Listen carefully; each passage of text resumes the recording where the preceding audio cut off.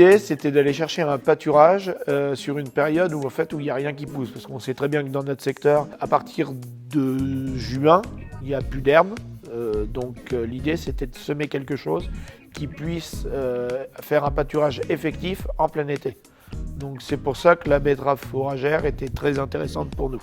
Avec donc Augustin, le technicien GDA, qui nous a amené petit à petit sur la betterave fourragère par rapport au pâturage. La betterave se sème sur un précédent prairie du fait de son besoin assez fort en potasse. Donc c'est un labour, 2 passages de herse rotative et un semis au semoir monograine.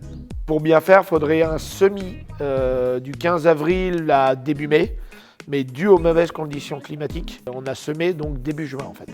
Donc c'est un pâturage le soir ou nocturne, donc pâturage rationné au fil, donc en fonction de la quantité de matière sèche de betterave, donc plus ou moins large au niveau du fil. L'année dernière, on était environ sur 4 à 5 kg de matière sèche par jour par vache ingérée, donc racine plus feuille.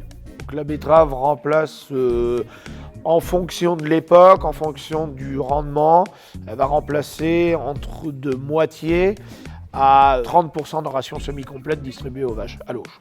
Au niveau de la production, on n'a pas eu forcément un effet quantité, mais par contre on a eu un effet sur les taux d'environ 1 point à 1,5 point de TP et 1,5 point à 2 points de TB. Après c'est plus, on va dire, sur un critère économique de concentré et de fourrage.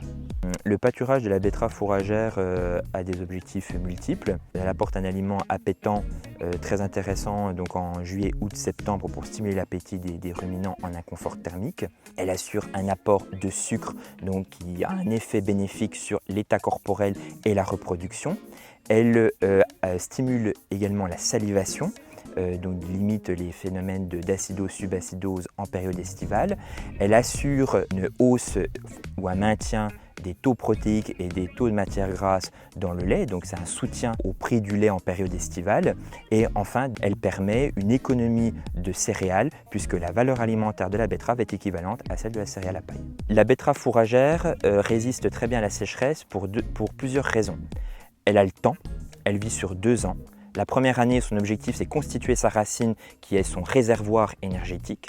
Et la deuxième année, son objectif, c'est de fleurir pour produire sa graine avant de mourir.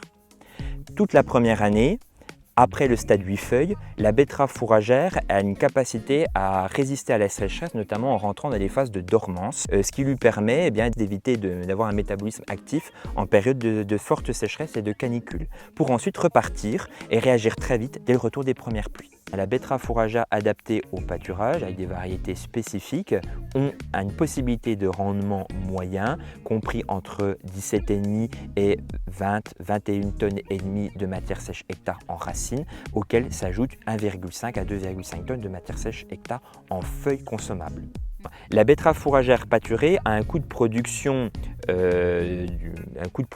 rendu sur pied, comme on le dit fréquemment, d'à peu près 98-99 € la tonne de matière sèche de racine. Aujourd'hui, le coût du blé, il est de minimum le blé acheté de 350 € la tonne brute.